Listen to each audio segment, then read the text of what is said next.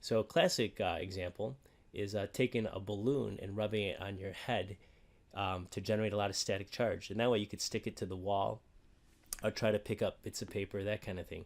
So here's a question. Can a charged balloon, if you take a plastic balloon and rub it on your head, the plastic material likes to grab electrons. Your hair, furry, woolly, fuzzy things, fleecy things, they like to give away electrons. Can you attract like a soda can, a metal can? And what would happen and why? So the idea is, if you remember, metals are good conductors. The electrons are free to like roam around there. So if you have a charged balloon, you can actually do something to the charges in that can and get it to move around the table without actually touching it directly with the balloon. You could do a little, Harry Potter magic, not with a magic wand, but just with like a normal plastic comb or balloon, and you could really, impress little brother or sister if they have no idea what's going on here. So let's try to help you picture what's going on in terms of what's going on. This is what's called polarization, an important idea when it comes to electricity. Polarization is when charges separate in an object.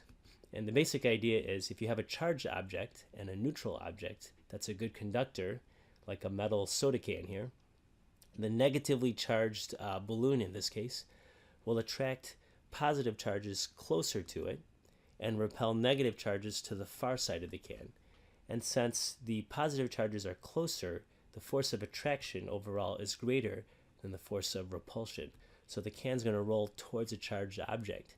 And you can literally then make it look like magic, have this can roll across the table following your charged comb or balloon. Do a little stand-up magic next time you guys go out for dinner. So technically, what's going on with charge polarization? This occurs when the position of the electrons and protons within the atom are separated, and literally you reorientate the distribution of charge. So the important thing to notice is that the object is still neutral. The soda can wasn't charged up. In this case, this charged rod, it's not really charging up this balloon or whatever it is here. It's just separating out the charges there.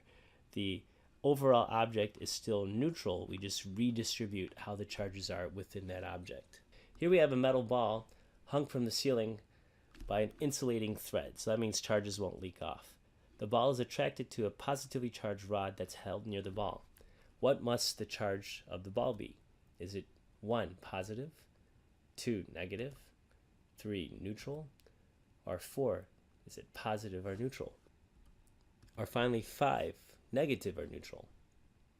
Go on and take a minute and think about this, and let's see if you can figure this out.